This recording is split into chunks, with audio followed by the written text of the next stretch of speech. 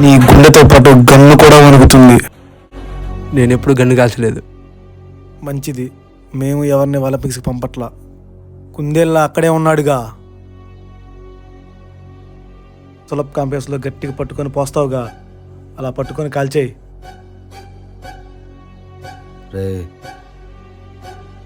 కలిసి పుట్టకపోయినా ఎన్నాళ్ళు కలిసే ఉన్నాం కదరా, అన్నని క్షమించమని అడగరా. అన్నా, నువ్వు పక్కింటితో పడుకున్న పిల్లల లాంటి వాడివి. పొరపాటున క్షమించినా అనుమానం పోదు. పోనీలే మనతో పాటు ఉన్నవాడు కదా అని క్షమించి వదిలేస్తే మార్కెట్లో అన్నంటే ఉన్న భయం పోతుంది. భయపెట్టలేని మగాడు పడకలు మార్చే ఆడదాని లెక్క, వాల్యూ ఉండదు. అయినా నీకు బతకాలని అంత ఆశ ఉన్నప్పుడు నీలో ఉన్న నిజాన్ని, నీకు తెలిసిన నిజాన్ని నీలోనే ఉంచుకోవాలి.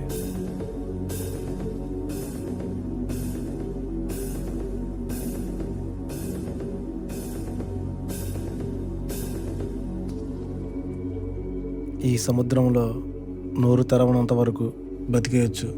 నోరు తెరిచావా చావే. చంపేయి.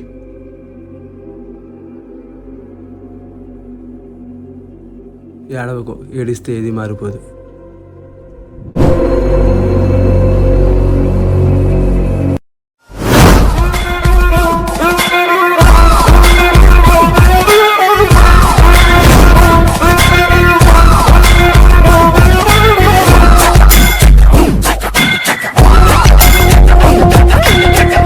Gotcha!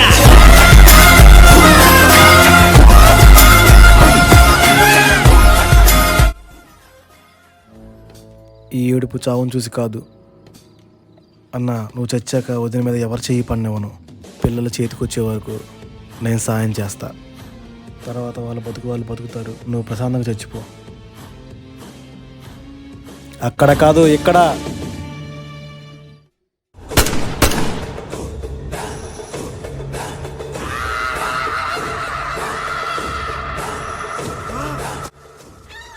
మీ నాన్నని నువ్వే ఎందుకు చంపావో తెలుసుకో.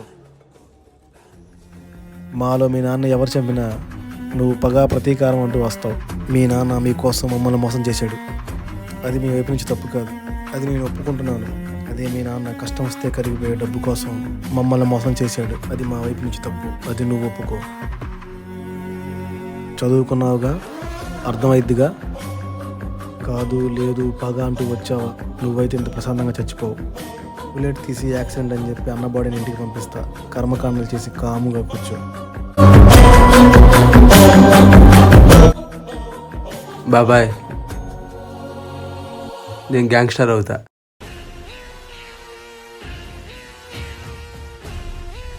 మూర్ఖులు కూడా ప్రేమించేది కుటుంబాన్ని. మీ వైపు నుండి మా నాన్న మోసగాడు, మా వైపు నుండి మంచోడు, చాలా మంచోడు. మా నాన్న పోయాడంటే గొడవ అయిపోయింది. డబ్బు తీసుకుని ఉంచుకున్న దాంతో లేచిపోయాడని చెప్పండి. దుఃఖం కంటే ద్వేషం గొప్పది. అమ్మపోయిన నాన్నకంటే ఉన్న చెల్లి గురించి ఆలోచిస్తుంది. డబ్బు కోసం నలుగురిని తీసుకొని మా ఇంటికి 10 సార్లు రండి. నన్ను ఒకసారి కొట్టండి, బాగా గుర్తుపెట్టుకో బాబాయ్. ముఖం మీద దెబ్బ పడితే కుందేలు కడుపున పులే పుట్టింది బాబాయ్.